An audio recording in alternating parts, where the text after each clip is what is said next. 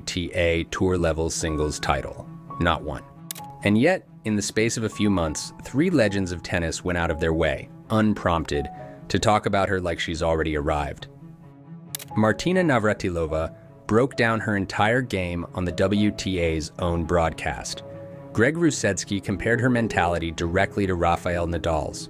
And in June, a 7-time Grand Slam champion did something even bigger.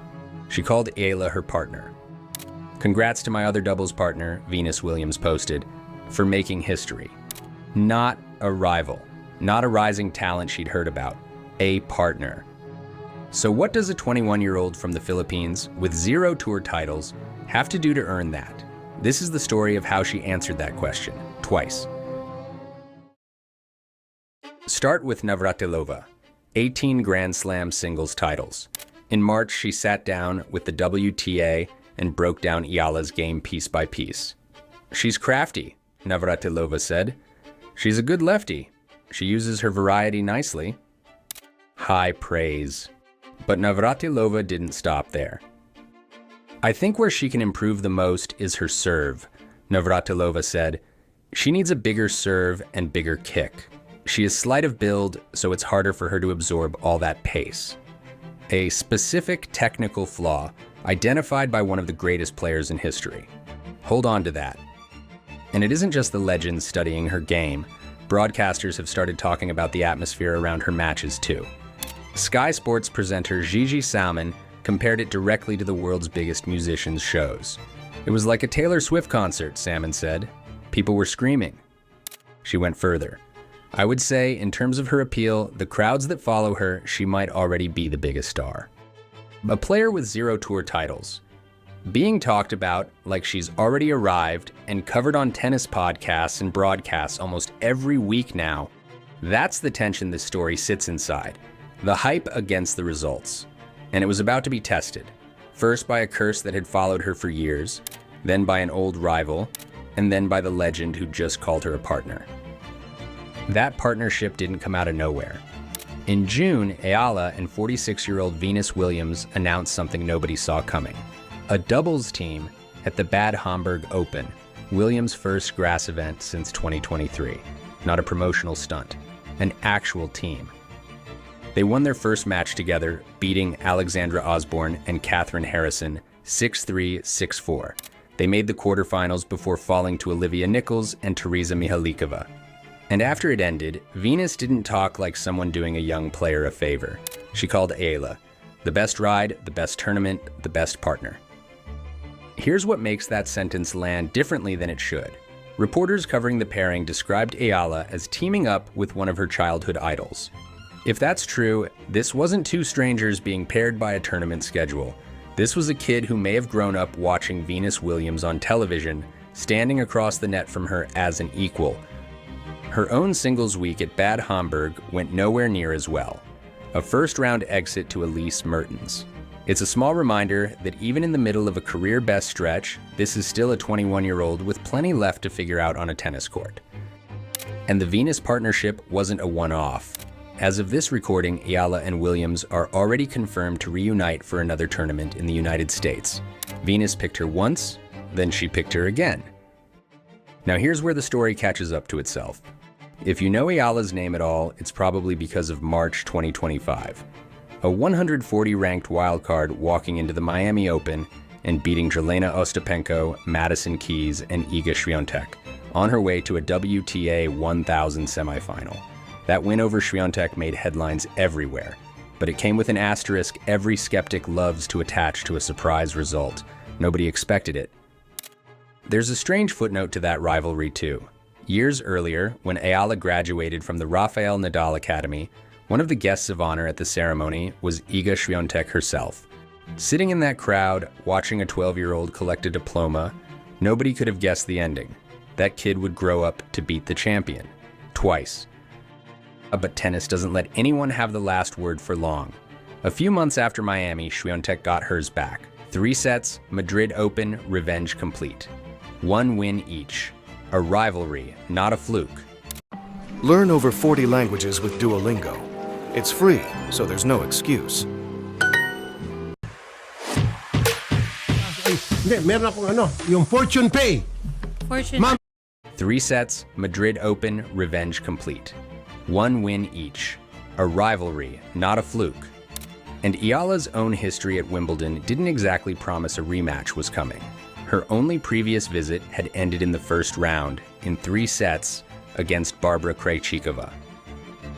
So, what happens when the tennis world stops treating you like a surprise? Here's what happens. It gets harder. February 2026, Abu Dhabi. A promising quarterfinal gone to world number 11 Ekaterina Alexandrova. Then Qatar, barely a blip, out in the second round. 2 tournaments, 2 early flights home. Then finally, a sign of life, Indian Wells in March, a round of 16 run, a new career high ranking. Progress. Except progress came with a catch nobody could ignore. Heading into that spring, Alex Eala had never, not once, beaten a Czech opponent on tour. 0 wins, 12 losses. Navratilova's serve critique was starting to sound less like advice and more like a prophecy. Then came the clay, and the tour found the pattern and pulled on it. April 2026, Linz, round of 16 out to Ostapenko. Stuttgart, gone early to Fernandez. Madrid, round of 64 over almost before it started. And then Roland Garros itself, the biggest stage of the entire clay season, ended in the first round to a teenager named Iva Jovic. 4 tournaments, 4 early exits, 0 and 12 still standing. And with every loss, the same uncomfortable question got a little louder. Was Miami the real Alex Eala, or was this? Then the calendar turned to grass, and so did she. Quick pause here to ask you, if you're new here, to subscribe to my new channel. Your support means I can keep making great videos about the players we love. At the Berlin Open in June, Eala put together the best week of tennis of her career. She opened by beating 2024 Wimbledon semifinalist Dana Vekic, 7-5, 6-4. Then she stunned world number 2 Elena Rybakina, 7-5, 6-4. The 6th top 10 win of her career, from a player with 0 tour titles. Then she added world number 8 Elena Svitolina to the list, 6-3, 6-4, to reach her first Berlin semifinal. Afterwards, she said, Yeah, of course, Elena is a huge fighter, and I've seen it many times.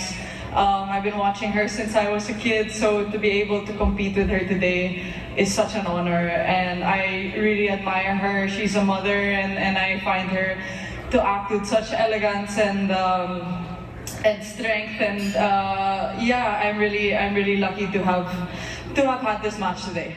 2 top 10 wins in a single week. The Giant Slayer reputation wasn't hype anymore. It was a pattern of its own. She fell in that Berlin semifinal to Linda Noskova, the same player who'd beaten her at Indian Wells back in March and went on to win Wimbledon. But a week later, at the Birmingham final, the Czech curse finally broke. Eala beat a Czech player for the first time in her career, winning her second career WTA 125 title. And the player she beat was a 20-year-old named Nikola Bartunkova. Then came Wimbledon, seeded 29th for the first time in her career. And when the doubles draw came out, there was Alex Eala's name next to Nikola Bartunkova's. The player she'd beaten in Birmingham weeks earlier was now her partner. Think about that for a second. The one country's players she couldn't beat for years. She finally solved one of them on a final under pressure. And instead of a rivalry, it became a partnership. In singles, her first opponent had history with her too. She opened against Renata Zarazua, the same player who'd actually beaten Eala in an ITF quarterfinal back in August of 2024. Since then, the two had become doubles partners themselves, teaming up at the French Open and reaching the second round together.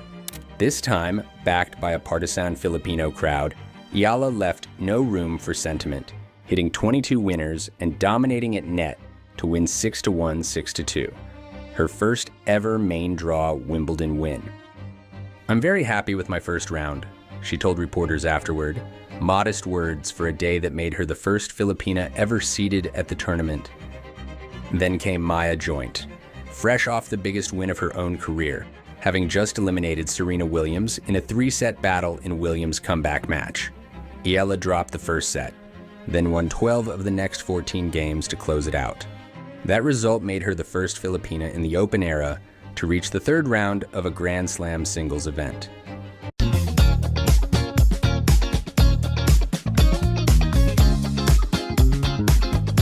The first Filipina in the Open era to reach the third round of a Grand Slam singles event. During the on-court interview, she said, Yeah, I really had to dig deep, especially after that first set, like you said. Maya came out on fire, she came out ready, and I was expecting a really good match. Of course, we've competed within some very good conditions before, so I was prepared for a good match. She obviously is coming off an amazing win. I watched it, and I think she played really well and handled herself really well in that situation. So congratulations to Maya. And that's the win Venus Williams reposted, calling her my other doubles partner. Her husband filmed himself watching the match live, a legend cheering from her couch for someone she'd chosen twice. Next up, Iga Świątek, the defending Wimbledon champion who a year earlier had crushed Amanda Anisimova 6-0, 6-0 in the final. Though this time she wasn't at her sharpest. Świątek had needed 3 sets just to survive her own first-round match. Eala, meanwhile, walked in as the last left-handed player to have beaten her, a run of 465 days that was about to end. Eala won 7-6, 6-2, an epic first-set tiebreak, 11 points to 9, that alone lasted 84 minutes. In the second set, Świątek even fought back to save 2 match points before Eala closed it out anyway. She broke Świątek's serve 5 times, won more than 2/3 of the points on her second serve, and finished with less than half as many unforced errors as the defending champion. It was Eala's 7th career win over a top 10 player, and her 2nd career win over a defending Wimbledon champion on the sport's biggest stage as a seeded player who was supposed to be tested, and passed. Afterward, in tears on court, she could barely get the words out. Yeah, I'm really emotional, and maybe for someone like Iga, who has won so many slams, or maybe someone like Serena or Venus, this achievement may seem small, but for someone who grew up in the Philippines and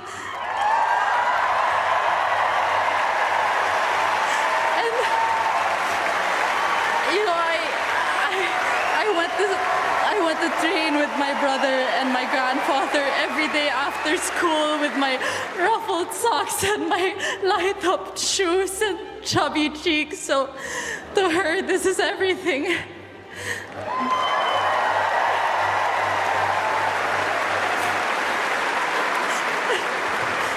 But obviously, because I'm emotional does not mean I'm satisfied. So yeah, okay, next round, let's go.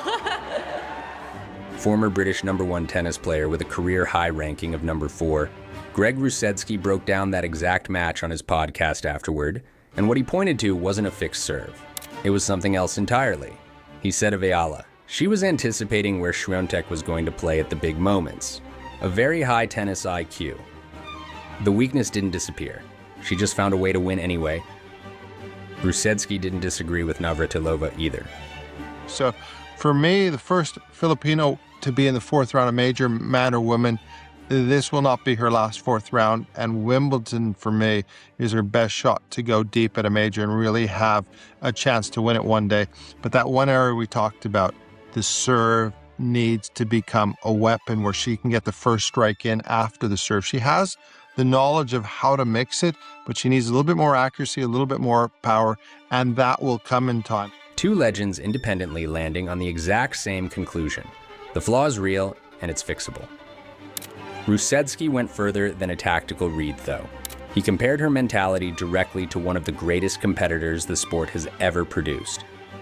But the mentality is like Rafa, never say die, from start to finish, gets the job done, finds a way. I really loved watching her live.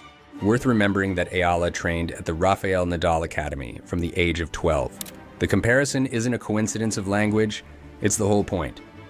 She'd go on to lose in the 4th round to Jasmine Paolini. A good result met with a standing ovation, Eala leaving center court with a heart gesture to the crowd that had shown up for her. Not every loop in this story closes with a win, but the run itself did something no Filipino tennis player had ever done, reach the second week of a Grand Slam. And it happened in a Wimbledon draw where parity has genuinely opened up. Serena Williams was the last woman to defend the title back in 2016, and 8 different champions have been crowned since. Świątek used to be the one everyone compared to greatness. Now, on the same court, in back-to-back meetings, it's Eala's name sitting next to Nadal's. 14 months ago, Alex Eala was ranked outside the world's top 100, a wild card with nothing to lose. She climbed to a career-high world number 28 in July. The gap from there to the very top of the sport is still enormous. Aryna Sabalenka sits at number 1 with more than 5 times Eala's ranking points, but the gap to relevance has already closed. And the story isn't pausing to catch its breath. Eala heads into the North American hard court swing, Toronto, Montreal, and then the US Open. The same stretch where a shoulder injury cut her season short a year ago. This time, she's only defending 70 points from that shortened run. For once, the math is entirely in her favor. Miami wasn't the ceiling, it was the floor. And the tennis world, from Navratilova to Venus Williams to the crowd that wouldn't stop cheering at Wimbledon, has stopped asking if Alex Eala belongs. They're already asking how far she goes next. If you enjoyed this video, hit that like and subscribe button for more stories about the greatest players in the world.